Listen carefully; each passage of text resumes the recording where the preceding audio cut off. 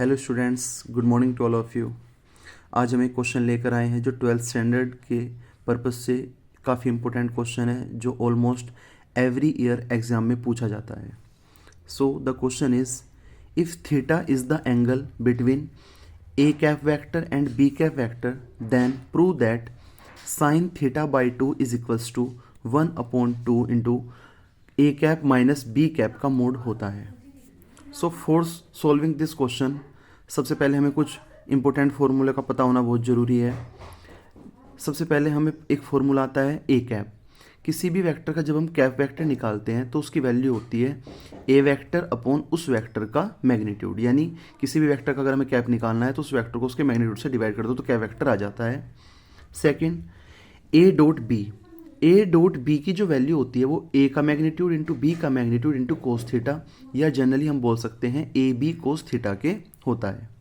Next एक formula फिर है हमारे पास कि जब भी किसी कैप वेक्टर की डॉट प्रोडक्ट उसी कैप वेक्टर में हो रही हो तो उसकी वैल्यू ऑलवेज 1 होती है। ऐसा इसलिए बिकॉज जब हम ये फॉर्मूला अप्लाई करते हैं तो हमारे पास में, क्योंकि सेम वेक्टर खुद के साथ 0 डिग्री एंगल बनाएगा और कोस 0 1 होता है, सो दैट्स वाई कि इसकी वैल्यू 1 आ जाती है। सो कंप्लीटिंग दिस क्वेश्चन, हम स्टार्टिंग से लेकर चलते हैं। स्टार्टिंग में टेकिंग ले लेते हैं, मतलब इसमें वैल्यू जो हमें प्रूव करना है उसमें टर्म है A cap minus B cap mod. तो हम यहाँ पर इसका स्क्वायर लेकर चलेंगे। तो इसके स्क्वायर की वैल्यू को, जब किसी वैल्यू का स्क्वायर हो रखा होता है उसको 2 बार मल्टीप्लाई की फॉर्म में लिखा जा सकता है। तो हम यहाँ पे डॉट प्रोडक्ट की फॉर्म में लिख लेते हैं A cap minus B cap dot A cap minus B cap. सबसे पहले इनके अंदर मल्टीप्लाई कर देंगे और प्रोडक्ट ध्यान रहे डॉट प्रोडक्ट की फॉर्म में ही करनी है।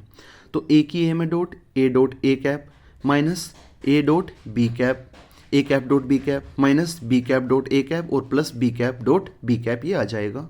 इसके बाद as we know A cap dot A cap की वैल्यू 1 होती है, तो इसकी पोजीशन पे हम 1 पुट कर देंगे, minus A cap dot B cap as it is रहेगा। एंड इस B cap dot A cap को हम यहाँ पर A cap dot B cap लिख देंगे। ये कैसे लिख सकते हैं?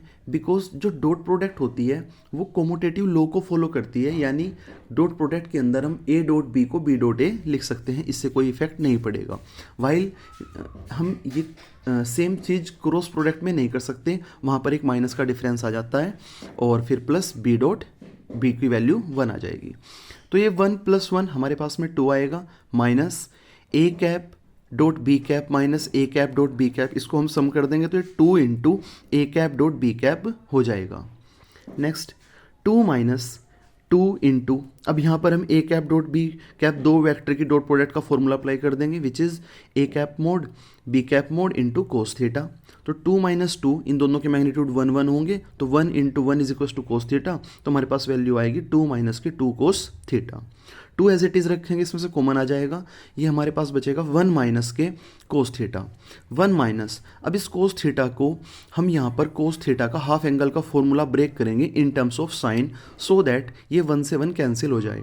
तो हमने यहाँ पे क्या किया है, 2 एज इट इज़ रखते हुए 1 माइनस, इस माइनस के अंदर मल्टीप्लाई कर देंगे, 1 minus 1 plus 2 sine square theta by 2, तो 1 से 1 कैंसिल और हमारे पास में आ जाएगा 2 2 4 साइन स्क्वायर थीटा बाई 2। अब ये वैल्यू हमारे पास ए कैप माइनस बी कैप के मैग्नीट्यूड के स्क्वायर की वैल्यू है। तो दोनों साइड यहाँ पर हम क्या काम करेंगे, स्क्वायर रूट ले लेंगे। Taking square root both side we get A cap minus B cap is equal to 2 sine theta by 2। और जब यहाँ से हम साइन थीटा बाई 2 की वैल्यू निकाल लेंगे तो ये 2 इधर 1 में चला जाएगा और हमारे पास वैल्यू आ जाएगी sine theta by 2 is equal to 1/2 A cap minus B cap. Thank you very much.